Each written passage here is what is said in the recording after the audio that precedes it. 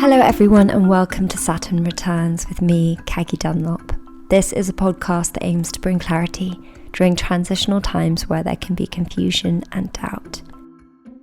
The thing that I am probably most proud of in terms of creating Saturn Returns is the community that we have built, and I love hearing from you guys where you're listening to the podcast, how it's impacted your day, what episodes resonate with you. So I thought it would be nice to check in with someone from the community. So we're going to be hearing a little something from Katie. Hello Saturn Return friends, my name's Katie. I'm a gardener from Sheffield. I'm just about to tune in to the latest episode of the podcast whilst I'm at work. I think I'll be doing some weeding in one of the flower beds because that's when I enjoy listening most, and I can reflect on life and keep my mind busy while my hands do the same. Enjoy. Ruby, Hi, Kaggy. welcome back. Indeed. It's been a couple of years. I was thinking about it actually. I think you were either the first or the second guest ever of Saturn Returns. Yes. So that was back pre-pandemic when you came over to my flat. It must have been 2018 or 2019. 2019. End of 2019. Okay. Yeah. And that was, I guess, after. So both of my previous books have been out by that point because they came out in 2017 and 2018 respectively. Yeah, because I think when I discovered you, it was really around the sober curious stuff, and I actually didn't realise how into astrology you were, and then that whole thing. And I was speaking because, just to add a bit of context for the listeners or our audience, we did a panel discussion last night for your new book. You know, afterwards I was talking with Africa about it, and the sort of stuff that you were talking about when you were talking about it was so ahead of its time with the astrology, with the sober curious. And now you're on this whole new venture and topic, which is women without kids. Mm-hmm. So would you be able to tell us a little bit about this book, that journey, and let's just dive on in. Since we've mentioned the two other books, I think it could be good just to talk about, because I think from the outside they can seem like three quite different areas or quite different subjects, I suppose. Yeah. From material girl, mystical world, introducing sort of mysticism and mystical practices in a modern context, through Sober Curious, which is all about reframing your relationship to alcohol, through Women Without Kids.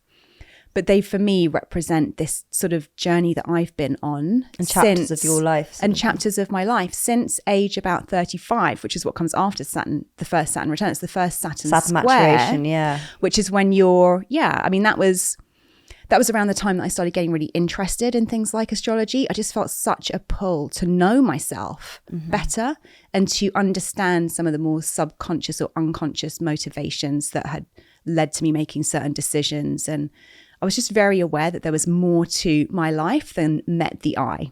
And so that was what led me into that sort of investigation.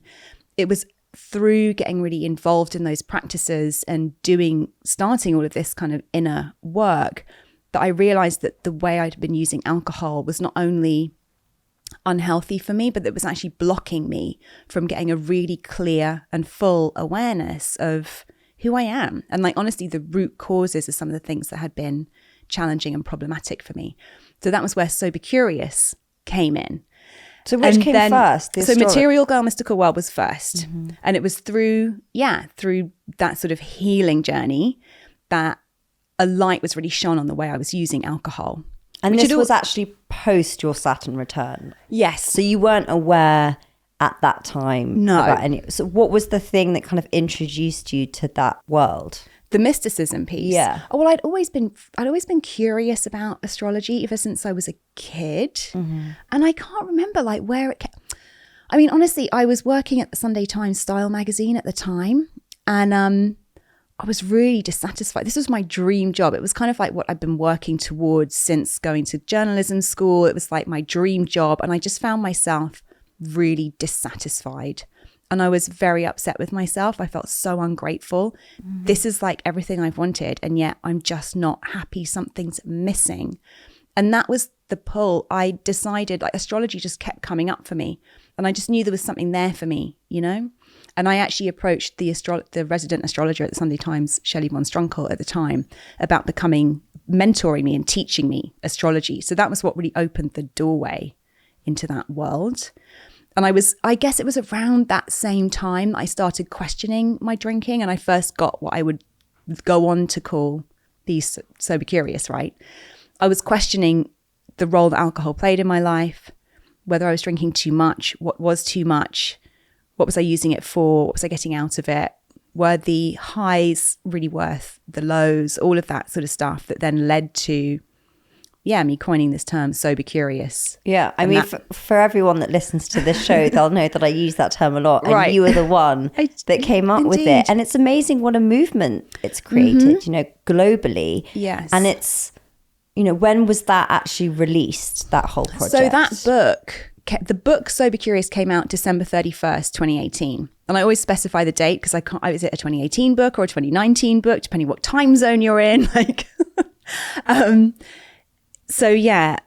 the Material Girl Mystical World had come out in the middle of 2017. So they were they were sort of happening concurrently in a way. I'd started hosting Sober Curious events in New York in 2016 as part of this kind of, personal development, self-awareness journey that I'd embarked on with my astrological studies. Yeah, because we can't have you back and not talk about the Sober Curious thing. Of what course. Was your relationship like to alcohol now? Well, what was it like then, and what is it like now? So then I would always describe myself as an enthusiastic social drinker, meaning I drank to socialize. I didn't ever drink on my own. I didn't ever drink to drown my sorrows. In fact, if I was stressed or anxious, I would stay away from alcohol. I drank to dial up the fun and to relax and to have a release and to socialize. And the London media scene is very boozy. I mean, you must have experienced it too. Mm-hmm. Pretty much if I wanted every night of the week, I could go out and drink for free, which when you're not paying for alcohol, it's very easy to develop quite a high tolerance quite quickly because you just keep topping it up. And, I could really hold my drink. I was one of those people who the morning after everyone would be like, but you didn't even seem like you were drunk, because I didn't. Nothing I'd ever felt. Towards the end of my drinking career, I had a couple of nasty falls, actually, kind of messing around with friends, right, that actually scared me a little bit. Were you aware when you were drinking? Yes. So I didn't black out. You didn't have blackouts or anything like that? Very occasionally. I could probably, even looking back now, count on one hand the number of times I had an actual, what I would classify as a blackout or a brownout, which is kind of like where you remember flashes. But no.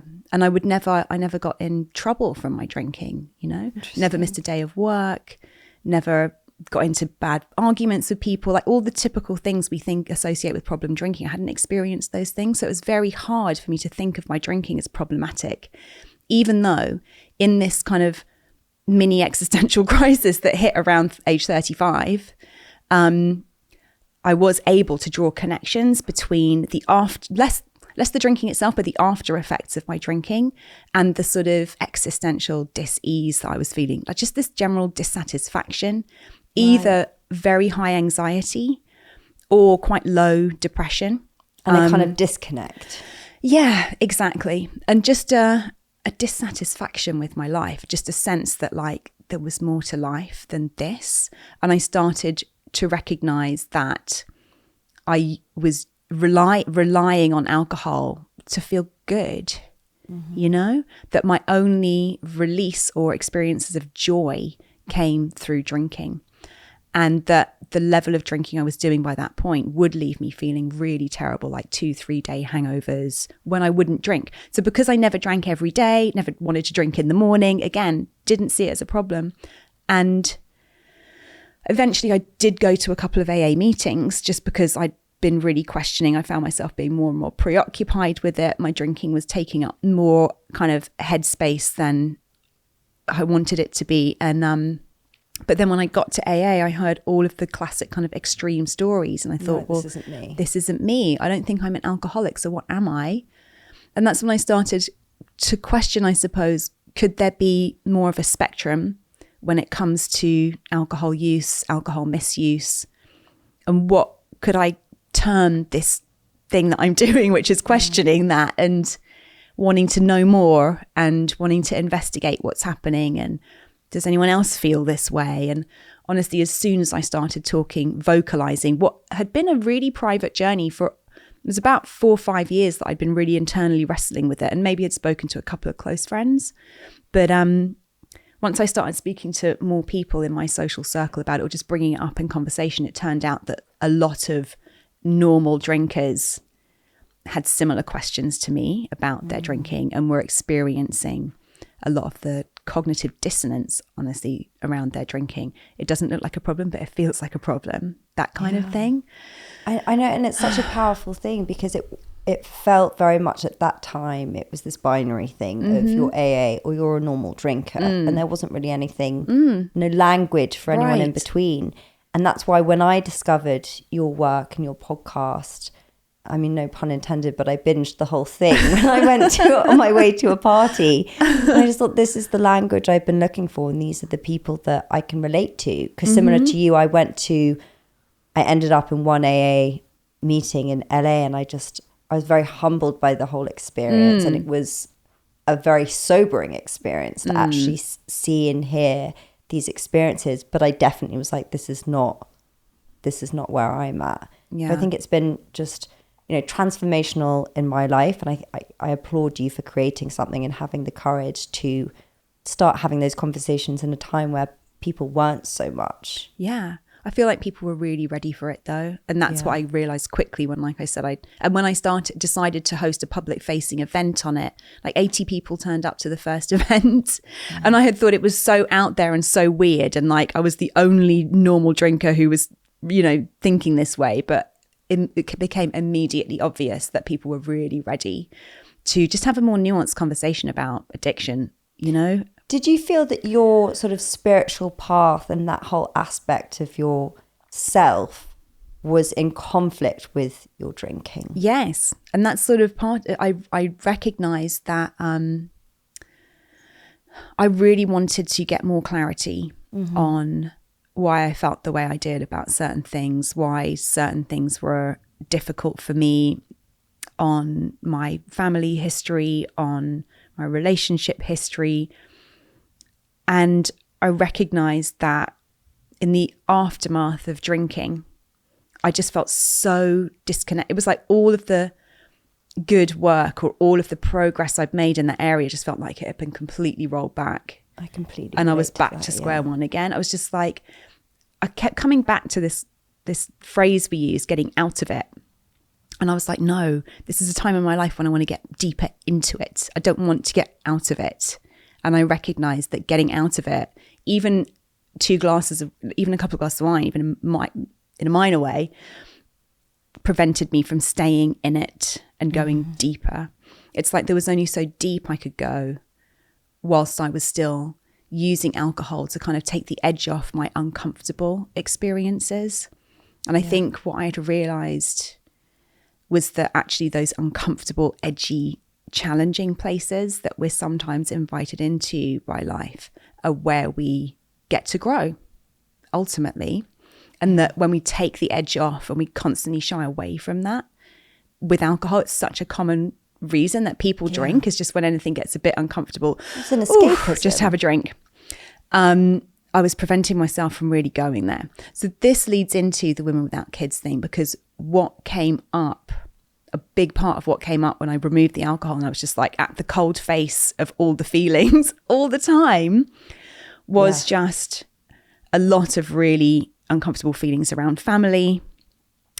This big unanswered question that had kind of been in the background my whole life. Why did I never want to be a mother?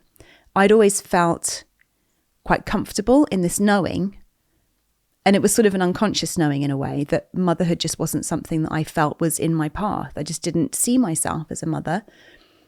And yet there had always been this question, but why not? Because this is what women are supposedly built for. This is why we're here. Why do I not want that? And a lot of other people had asked me, why do you not want this? And I'd always I just don't.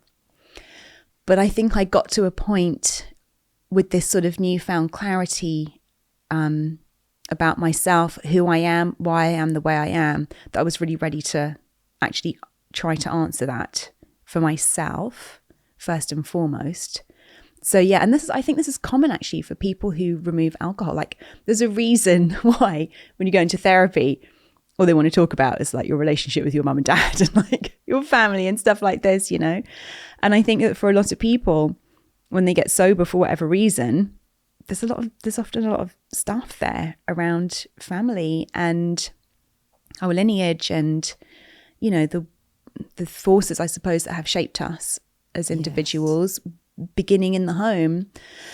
And so I think it's really common. There's actually a branch of AA that I am interested in investigating further. I started looking into it when I started researching this new book, but I quickly realized that I wouldn't really have the time to properly do the work while I was on this project.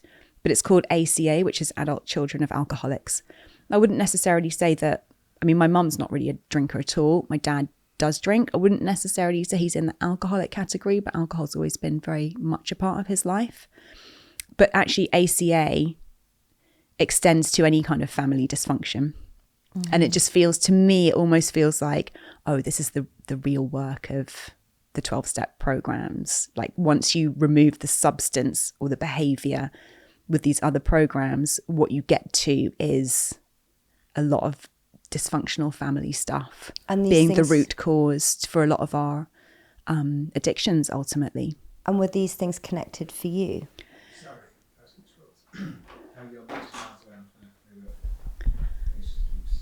Dropping down. You got it? No, not really. Is that okay? Yeah? Is mine all right? Stay there. Yeah, yours is fine. Okay, great. Yeah. Okay. As you like, sorry. You were about to ask the question. So you said with these things Were these things connected for you? you mean my family upbringing and my addictive tendencies? Yeah, or alcohol in the family, the way you observed that, and then your view on having kids or not having kids. I mean, in a roundabout way, yes, I think so. Like I kind of touched on before, I think alcohol is just a very common substance that people use not to feel their feelings and not to feel the uncomfortable stuff, to shy away from the difficult, challenging stuff. And I think that what I've identified is that my family are very good at glossing over some of the more painful things and just kind of like making nice, you know, when actually if I really look in a very kind of clear, sort of clear-eyed way at the relationships in my family, particularly actually like my parents' relationships with their parents, there's just a lot of dysfunction, you know, and nothing overtly abusive or violent or anything like that, but just it's quite hard to define because it's not stuff that we ever speak about. It's more just a feeling tone, which is discomfort. And I think that growing up in a family like that, I never really experienced family as this warm, cozy place where I could be completely myself and feel held and nurtured and supported and loved unconditionally. Not that my parents are extremely loving and have been very supportive, but the feeling tone of the family in general is just quite uncomfortable. And I find that now when I visit with my family without any alcohol present, the feeling is like Tense. something is tense, something's held in, and I don't even really know what it is because it feels almost so ancient. Like I think it probably goes back generations, and it's just coloured how we are with each other. But having conscious awareness of it, which I've been able to do through not drinking, through really looking at it, through the research I did for Women Without Kids, because part of one argument of many that I kind of make in the book, or one avenue, I suppose, of exploration, is the extent to which not wanting to repeat certain family patterns can play into people's decisions about the families they want to make for themselves. I think it's actually a really big, unspoken, unexplored area. Well, I think, like you say, it takes so much conscious awareness to actually not just repeat and echo the mistakes or the patterns of our parents. Especially because so much of it has been wired into us before we're verbal, before we have true consciousness. So it's almost like these are our factory settings. So the level of clarity that you need to be able to see it happening in yourself and in those people who literally made you who you are, it's really challenging. And I don't think I could have done it without quitting drinking. And I'm so glad I'm able to see it now, because only when we're able to actually see it can we start to do what's the really hard work of changing the pattern, choosing a different action, going against the way we do things, disrupting it, because that can be really uncomfortable for us and for the other people involved. And ultimately, I think it's really important. I think it's really important work. I've already been able to see the changes in the relationships I have with my closest family members. And that is it's just huge, you know? And I know it's going to have a huge ripple effect, like throughout the family, throughout all of our lives, actually. Was that a big contributing factor? Was that a big contributing factor to you deciding not to have kids? Well, like I said, I kind of always had a sense that there were just other things I was going to do with my life. And I think for me, first and foremost, I just have a very curious, very highly analytical mind that is very suited to, like, my personality is just very suited to the vocation I've been able to pursue, which is journalism and writing.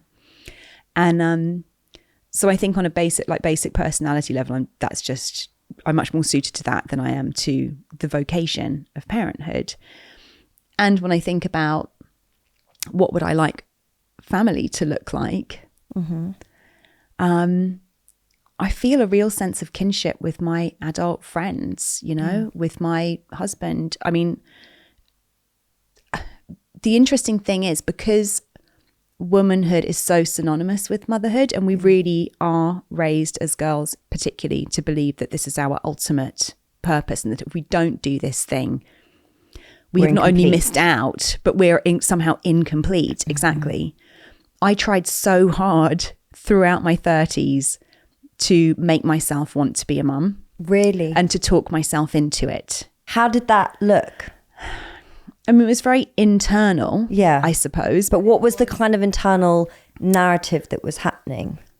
I suppose I internalized a lot of comments like, nobody ever feels ready. You won't know how wonderful it is until you do it. There's never the right time. You've just got to go for it. These are the kinds of things that people will say. Yeah, people say that to me a lot. I think you probably heard it. I'm sure people listening who've been in this situation, whether or not they, feel they want to have children, but who are questioning, is it the right time? These are the kind of things that people say. And so I internalized a lot of that and would tell myself a lot that often. It's not that you don't want children. Of course you do, because everybody does. You just don't think it's the right time, but it's never the right time. Or, it's one of these things, like it's this mysterious kind of chemical love relationship thing that, you can't know how wonderful it is until and potentially that's true. So I really, really did try to make myself want to be a parent. And I think, my husband had never wanted to either. And I do wonder if he had really been on that, like really wanted it, quite possibly we would have had a child. There was one time, I think I'd just turned 38, and we went to Australia to visit my friend on holiday. And we were in Sydney, and we're just having such a lovely time. And we'd had a few drinks. It was in the time when I was still sober curious, not sober, not fully sober yet. And I just kind of was like, oh God. And I think as well, there's that biological clock thing. There's the added pressure of like, well, the time's never right, but like the time's kind of got to be now because like time's running out. So, oh my God, you just got to do it. And I really managed to be like, okay, this is what we're going to do. Like when we get back to the UK, we're going to start trying, and like, fuck it. This is like, fuck it. What else are we going to do with our lives? Like once in a lifetime, just got to do this thing. But by the time we got back to the UK, I was just like, no, there was just always enough. you know, when like something's 100% yes, it just feels irresistible almost. Mm-hmm. And when something's not quite a yes, it just feels like a, And it was that means feeling. it's a no. And that meant it was a no. And I was like, this is not something, this is such a huge decision. This is going to irreversibly alter the trajectory of my life. Mm-hmm. And if it's anything less than 100% hell yes, then it's a no. And so for me, that must mean that actually this is a no. Because if you don't mind me asking, when you came back from Australia and you were in this headspace of, right, I guess now's the time, we've got to go for it, all of that stuff around you of people saying you're never going to be completely ready, and then you've got the sort of real aspect of, you know, time and age and all of these contributing factors. When you then said you got to a point where you're like, actually, it doesn't feel like a yes, what was that like? What did that look like? I think it was the prospect of having unprotected sex. Interesting. And I was just like, no. No. So like instinctively you were like, yeah, no. Wow. I don't even want to try and take the risk. Just no. And what about your partner? And he was the same. He was the same. Yeah, I think he was probably quite relieved that I had decided no, actually, no, because he never brought it up again. Or not never brought, we've definitely talked about it again since then. Like, it's something, this is the other thing. We got married when I was 27, which was quite young in my friendship group at the time. I was one of the first people to actually get married. And people immediately were like, so when are you starting a family? And I was just like, we're not. And it was like, oh. Oh. But it's also like you are a family. But because other people were always asking us that question, and because we were married, and that's like what married people do. Yeah. Married heterosexual people. It was like we talked about it constantly. Because people were always asking you. Yeah. And because I think we were just like, do we want to do that? If we did do that, what would it look like? You know, it's not like we didn't think about it or talk about it. Like, it wasn't on our radar. I think sometimes there can be this idea that if you are choosing not to have children, you just haven't really thought about it enough or given it enough consideration. When most people I know who were consciously making that decision, it's one of the things they talk about the most and think about the most, because it is such a huge decision. So yeah, we'd spoken about it a ton, and then got to this place where it was an almost, and then it was just almost a physical crossing of the legs. No. Wow. Yeah, and I think he was quite relieved. I think I was probably quite relieved to have got that close and just had this real physical no, and just kind of went on with our lives. We'd moved to New York by that point. I was building the numinous. I probably had just got my first book deal, actually. Yeah, I had. Or later that year, I would get my first book deal for the first book. So it's interesting. Like, I was approached by a publisher similar to you when, you know, the book about did I want to do a book, and it was something I'd always wanted, but never. I sort of didn't think I was smart enough or had the right connections, or I just didn't really think that it would happen for me. I was happy to do my journalism and blogging and writing that way. But it's interesting, about literally 6 months after I had finally pulled up the drawbridge and been like, that's a no, let's just forget about it. This book deal kind of showed up.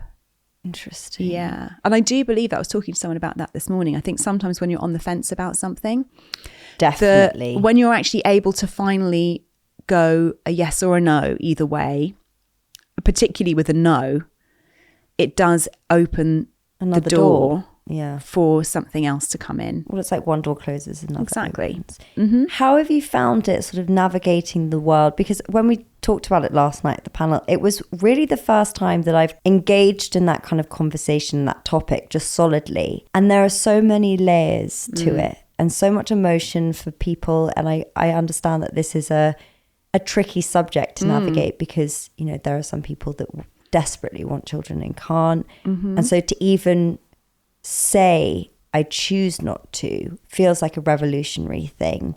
And I can imagine that there are some people that want to sort of shame that, you know, because they're like, well, that, like we just touched on, it's part of womanhood. They're synonymous, motherhood and womanhood. So what has been your kind of internal journey of kind of reconciling that and finding peace in it? Well, I suppose on the one hand, I'm so grateful to have been able to pursue a career that feels more like a vocation. Like, yeah, like it's a true I have a calling career, for you. but really, honestly, it's just an expression of what I am, is an expression of who I am. And I feel what I am, what I do is an expression of who I am, right? Yeah. And I'm so grateful, so unbelievably grateful that I get to do that and have, and had parents who really actively, who never pressurized me to do anything that they wanted me to. They never said, we want you to be this, or we want you to do that, or it would be a good idea if you tried this. And the same goes with having kids. They never pressured me or asked me when the grandchildren were coming along or anything like that. I think my mum was probably, they both seemed a little sad when I kind of informed them that it wasn't going to be happening. It wasn't something that I was actively planning for. But more, they seemed a bit sad for me, which I'll take as a good sign, because it means they obviously did enjoy having me as a child. They enjoyed being parents, aspects of it anyway. But yeah, I feel really grateful to have been raised in a family where I was given the freedom to actively, a family and a culture at a time and in a country where these things were available to me as somebody born with female reproductive organs. This is not the case for many women in cultures in the UK, but also around the world. Women don't have these kinds of choices, the kind of freedom to enact self-authorship when it comes to how we want to live our lives and how we want to express ourselves and these sorts of things. So I'm really incredibly grateful for all of that. And that makes it a lot easier for me to make peace with not doing this other thing. But in terms of other people's criticism of it, I suppose one of the reasons... If there is any. Well, there hasn't been a huge amount, actually. And it makes me think that, I don't know. I think depending on the kind of culture that you're living in, there are degrees. Like I touched on it last night. I've lived in London and New York, which are very progressive cities. And I've moved in very kind of open-minded liberal circles. And so I haven't had, people have been largely, if not empathetic or kind of fully understanding of why, just there's been very kind of live and let live attitude about it. Yeah. So yeah, I haven't had a huge amount of pushback, but I know that plenty of other women, even starting with their family of origin, and then the culture that they're part of, the place of work, like there can be a lot of misunderstanding. And so, yeah, I'm hopeful. One of the reasons I wanted to write this book was to create some language and to really point out that there are actually so many valid reasons not to be a mother. So Africa Brooke was on the panel last night and she was sort of saying, but why do I need a valid reason? Why can't I just not want to be a mother? Yeah. And you can, absolutely you can. That is a valid reason. Just not wanting to is a valid reason. But I have found, and I found it with quitting drinking, the more secure I can get in my own understanding of why this is right for me, the less threatened I feel, or the less likely I am to cave in to peer pressure or to be swayed by other people's opinions. So I wanted to write this book to join a lot of dots actually between why there are so many more women without kids, whether it's by choice, whether it's due to infertility, or whether it's by circumstance. Like childless by circumstance is probably the biggest cohort of people who don't have children. And what does that mean? So it's describes a situation where you possibly thought you would have kids, or you might like to, perhaps you're not fully sure yet, but circumstances, whether due to not meeting finances, the right person, or not finding a suitable co-parent, leaving it too late, or it too late, just not having, not being in a work situation where you could feasibly sort of like take the time out to do it, not being able to reconcile how to do the work you want to do and also have a family. Like these kinds of circumstances are the reason most people are either choosing not to have children or are just unable to kind of make it work and find themselves in a position where it just hasn't happened. That describes most people's experience, I think. But again, coming out of the as I experienced with Sober Curious, the better an understanding I have of why I'm in the situation I'm in and why the choices I'm making are the right choices for me, even though some of them might be really hard choices, the better able I am to withstand or not be swayed by, other people's opinions, or to, the less lost I feel in it, you know? And even having that anchoring of your own knowing. Yes, exactly. That's exactly it. Yeah. And what was the process of actually writing this book like? Because I know you've spoken to me about it and you said that it was a very emotional one. How has that whole experience been, and, you know, finally completing it and putting it out into the world? Like, what was the kind of internal journey like? Because obviously you're reliving a lot of those things. You're having to really go to the depths of some of the things you must have felt and experienced over that time. So I think I actually had just been really pulled from a creative perspective to write something that felt a bit more memoirish. Mm-hmm. I'd read some really great memoirs that had just been really enjoyable to read, as much as they had been informative, like sort of more teaching memoirs. And I was drawn to write a book that had more of that kind of a feeling. So I knew I wanted to use my personal story as a kind of an entry point into all of the different social and cultural, political, economic, environmental factors that had influenced my feelings about being a mother, and that are influencing, well, honestly, this massive drop off in the birth rate globally. Because and what is that? That's just to it gives a bit more context for why this book I think is so important now. So the birth rate's been declining really steadily and quite steeply for about the past 100 years. With every new census that comes out in the US showing sort of steeper drop-offs, but the birth rate's dropping all around the world. Like, I think South Korea has the lowest birth rate. Places like Japan and China have a very low birth rate. Lots of Western European countries. But even in places like Africa, where the population is still growing, individual women are having fewer children. So the replacement rate is like roughly 2 children per woman. Obviously.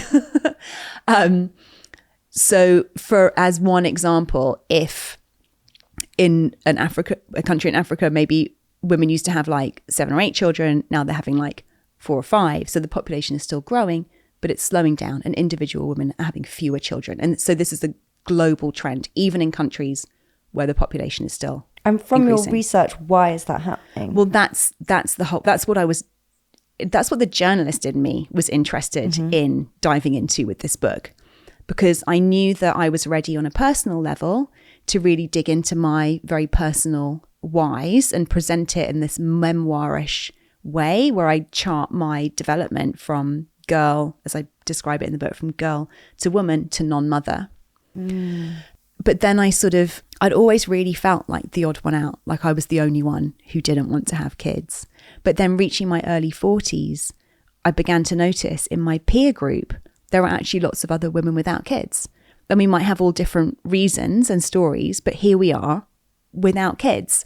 And then zooming out even further, looking at this global shift in the birth rate. Well, this is women everywhere.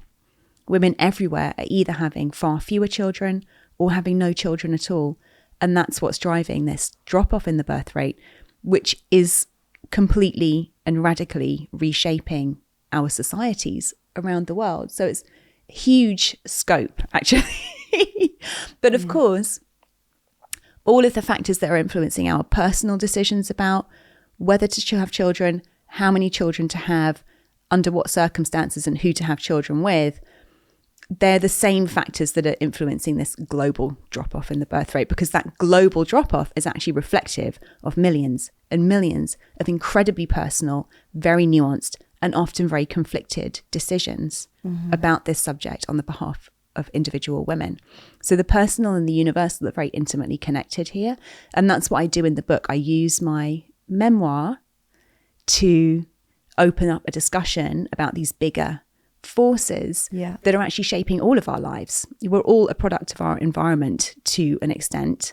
You know, it's that question of nature over nurture, right? I think it's really hard to kind of pick those two apart, but we are absolutely influenced by our environment. And what are some of those factors then? Well, so we touched on a few already, like economic factors. It's just become harder and harder for people to square living a comfortable life where they feel like they have enough with having children. That's just become available to a smaller and smaller segment of society. You know, it's things like, then you look at why is that? Well, wages have stagnated like since the 1970s. Well, profits for industry have actually soared, but it's only a very few people at the top of the food chain who are benefiting. So widening income inequality is one reason why people are finding it harder to square being able to afford to have children. And we also touched on this last night, you know, women in the workplace and gender equality, and how actually for, you know, as much as we progressed in many areas, when it comes to having a child, that's when everything kind of regresses. Back to the 1950s, basically. Yeah. And that's something that I personally really connect with, that particular point, where it does feel that sadly having a child feels synonymous with losing some aspect of your Here's life. how I've come to frame it. And I don't think I got to it quite this clearly in the book. I talk about this in depth, but it's been having conversations about the book since it's come out that I've been able to really kind of hone in on this. But so much of the feminist movement has been about making women equal to men, which has meant enabling women to live more like men. Yes. And as soon as you become a mother, which is the ultimate feminine gender role, that means a loss of privilege. Yeah. Ultimately, it just shows the extent to which we privilege masculinity in our society, whether it's masculinity embodied by biological men or biological women. Masculine traits of independence, competitiveness, self-sufficiency linear are thinking, rewarded. Femininity has been left behind by feminism, and motherhood within that. And I think that's what we're seeing the fallout from now, with so many women feeling so disenfranchised and so enraged actually by the fact that for all of the autonomy and freedom that the feminist movement has given them, as soon as they become mothers, that's swept away, unless they're incredibly well resourced. And then also from a different sort of angle, you can, and this is a slightly dangerous subject, but you can see how women have been occupying the masculine and leaning too heavily into that side perhaps. And the consequences of that, I think, has led to quite a confused society in many ways. And also a lot of men who feel displaced and angry.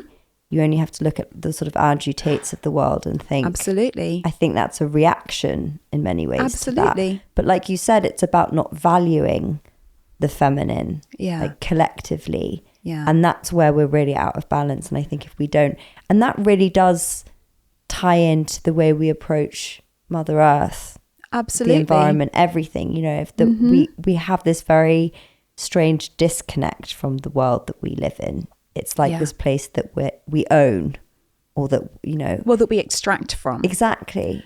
That could be said for women's uteruses. Exactly. And as much as it can be said for the natural resources of the earth. There's a fantastic book we touched on last night that Holly Whitaker, who is our third panelist, touched on. It's called Caliban and the Witch. And for anyone who is a bit more into the sort of mystical, metaphysical sort of side of these kinds of conversations, it's a really fascinating book. It shows how in the transition to capitalism following, or in the lead up to the Industrial Revolution, women's reproductive services, shall we say, were kind of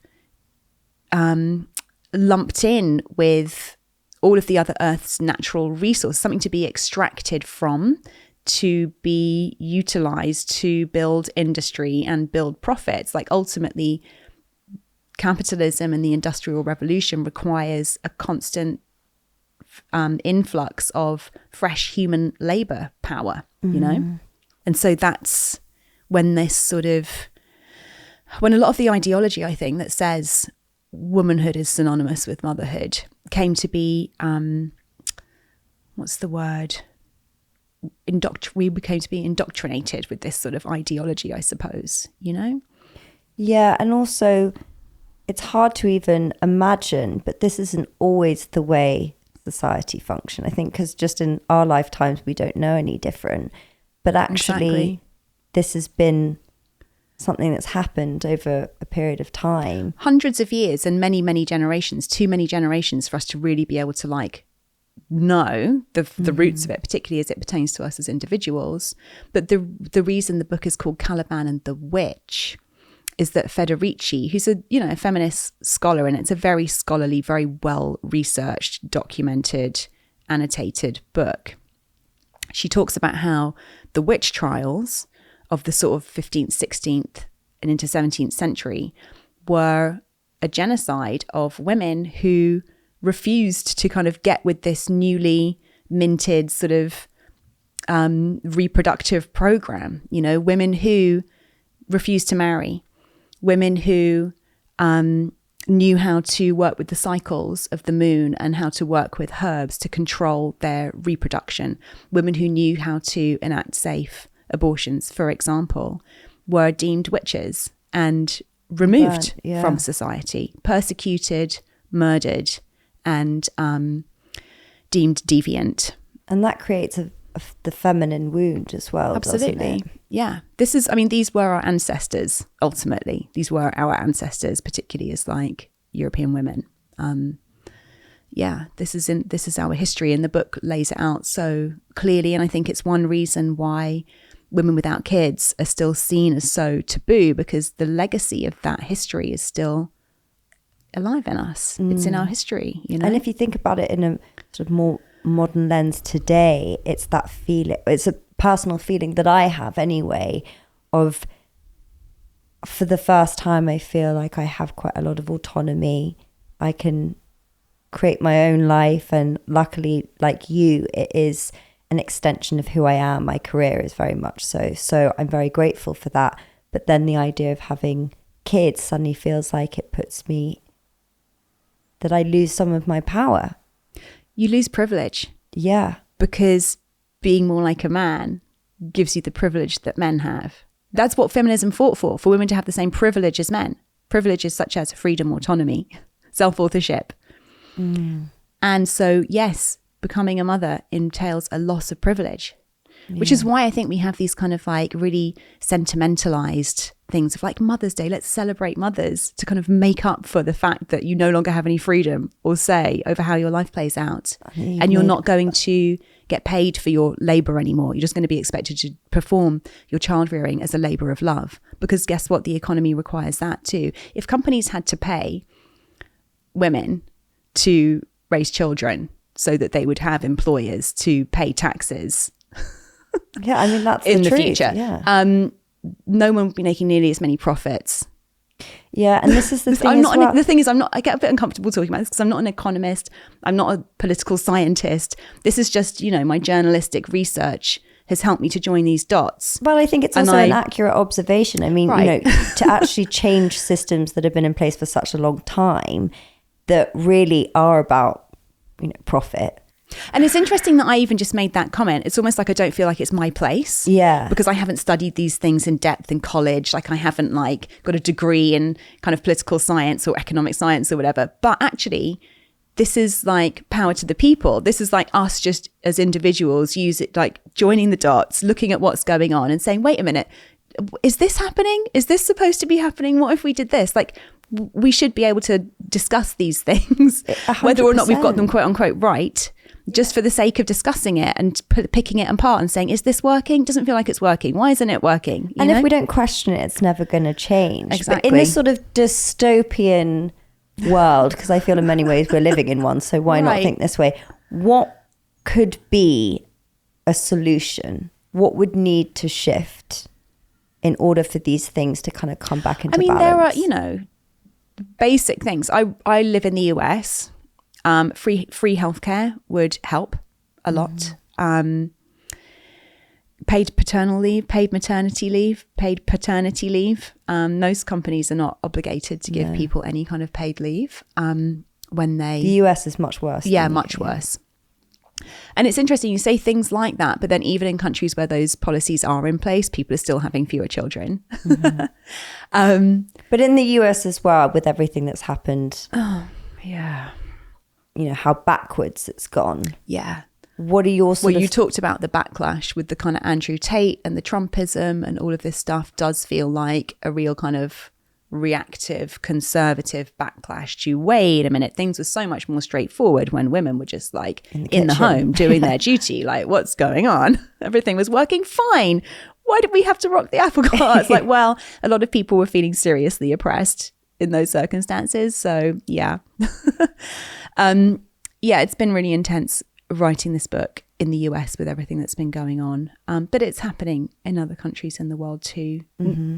But yeah, so things like this, but also, okay, looking at fairer wages, fairer distribution of profits, fairer taxes of corporations and the ultra rich to pay into, better social services, better mental health services for people. Like, there's just so much that could be done to support people in there being less of a focus on work and honestly survival, and more focus on like connection and family formation and creativity, and all of these things I think would make it easier, or would make focusing on family life more appealing. 100%. But it's got to start from the top. Yeah, it sort of has to start from the top. It sort of has to start from everywhere, really. Yeah. I mean, it starts with conversations like this, and it starts with people building their businesses differently. And the other thing is, like, I often wonder, I have found myself wondering, I thought I touched on it last night. I discovered this statistic only recently, so since the book has come out, but it took 300,000 years for human beings, the human population on planet Earth, to reach 1 billion in 1800. And so it's only like 220 years later, we're now at 8 billion. So the population has absolutely ballooned, exploded in the past 200 years, which is not very long. It's not long, yeah. And this coincides, obviously, with massive advances in modern medicine. We're able to extend human lifespan. Far fewer wars being fought on the battlefield, far fewer women dying in childbirth, far fewer children dying in infancy. But we've made so much progress in terms of quality of life that we've almost now got too many people. And I sometimes feel like the fact that people are just saying, you know what, I just want to enjoy my life.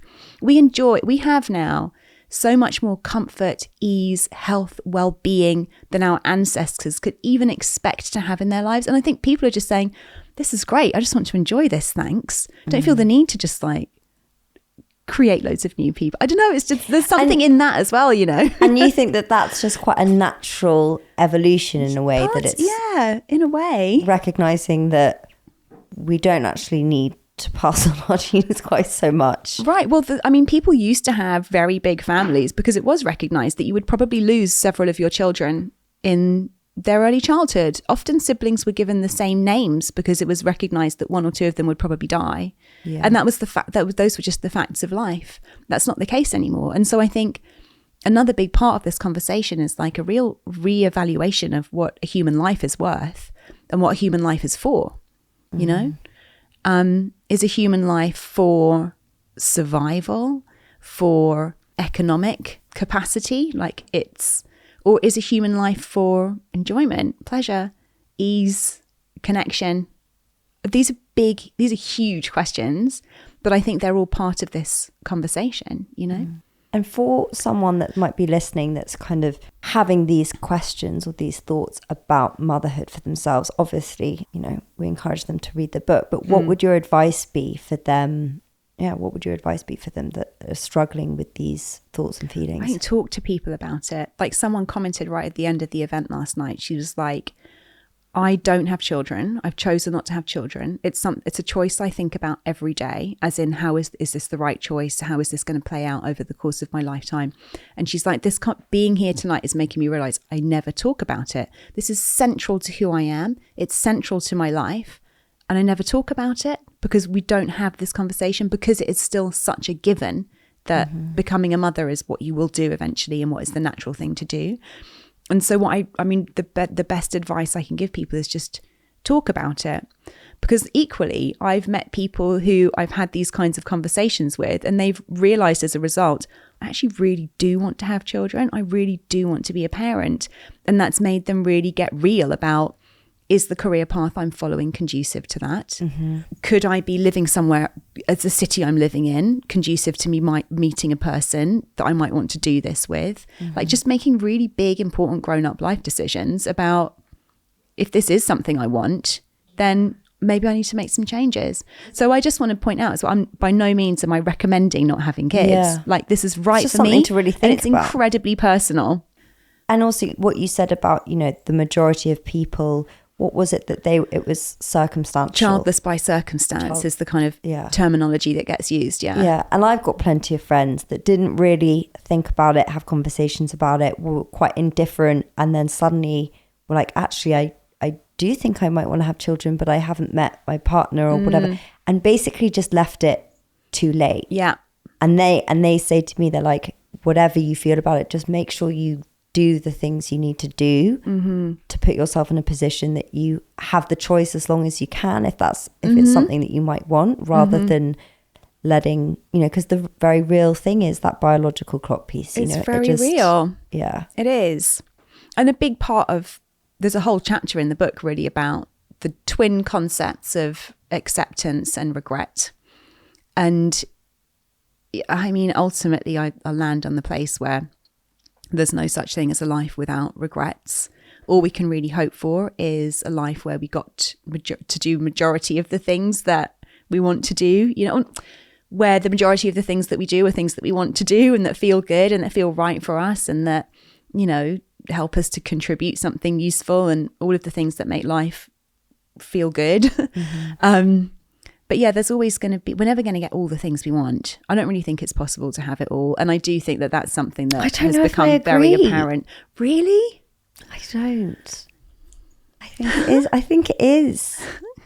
I think it is possible to have it. I don't know. I kind of had a conversation with my therapist about this very theme, actually, to be completely transparent. And I was like, you know, I do feel I want motherhood at some point, but I also want these things and I don't know how I can have both. She was like, well, why not? Who tells you you can't do both? And that in itself felt revolutionary and harder perhaps to do. And I recognize that I'm in a position of privilege that I can mold my career around that a little bit more than a lot of people can. Yes. But equally, you know, I think we can. Because the whole concept of having it all has really become synonymous with for women, having a career and having children. Yeah.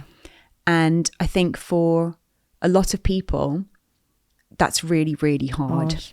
Yeah. And something is always suffering. There's always some compromise. And often what's compromised is your personal needs, personal space, personal time. And for some people, that's less tolerable than for others. Yeah. As somebody who is very introverted, who needs a lot of alone time.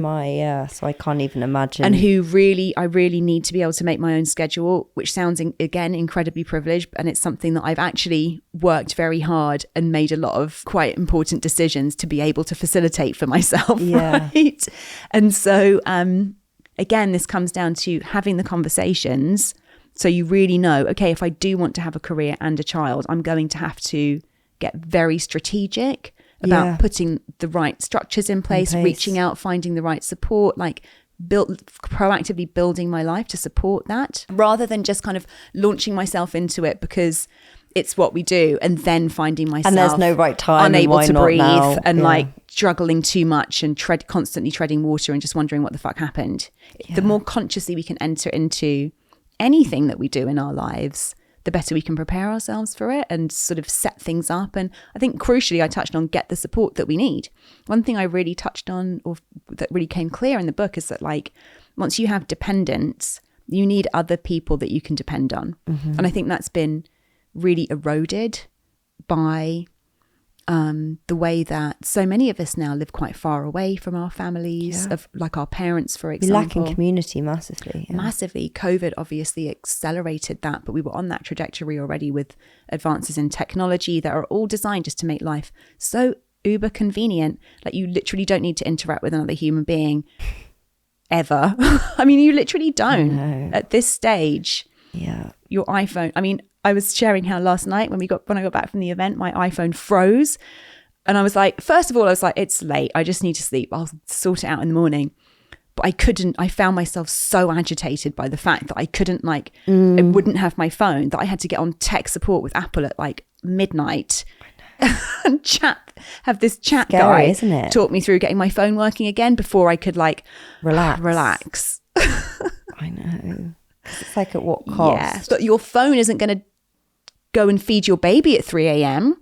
or like pick your kid up. It might in a few It years. might do. It probably might. Or pick your kid up from school. Or let's be frank, you know, be able to sit with your kid for a couple of hours while they're having a difficult time and figure out with them what's going on and what do they need. Like, 100%. and in the meantime, be making your dinner and cooking for your other kids and like getting your emails done. And just like, once the majority of your resource in terms of time and energy and finance, honestly, is being put into caring for other small human beings who don't have the capacity to contribute, you need other people putting resources into you. And that's really lacking. Yeah. Well, Such a big subject. such a big subject. I mean, time has flown by. I think that is all we have time for today. But Ruby, thank you so much. Well, thank you. Thank you for coming back. Yeah, it's great to be back. And I'm super excited about your book and for Thanks. everyone to read it. And congratulations putting it out into the world. Thanks again. Thank you so much for listening to this episode of Saturn Returns with myself and Ruby. If you want to find more about her, you can find her at rubywarrington.com, and don't forget to pick up a copy of her latest book, Women Without Kids. And also, for those that do not know, because I'm not the best self-promoter, we have launched the Saturn Returns course, and it is currently on sale for £98. It was $228, so this is a massive discount.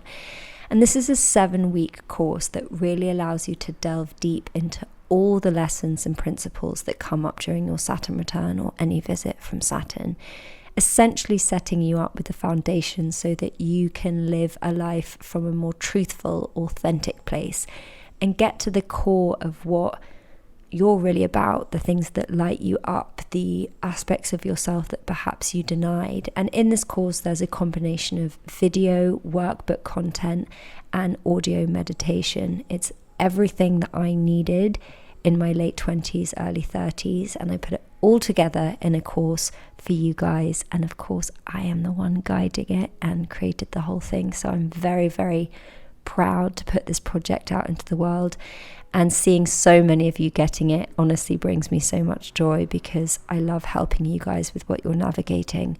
So if some of the themes from the podcast resonate with you across the seasons, but you want to kind of delve a little deeper and you need support in doing that, please check out the course at saturnreturns.co.uk.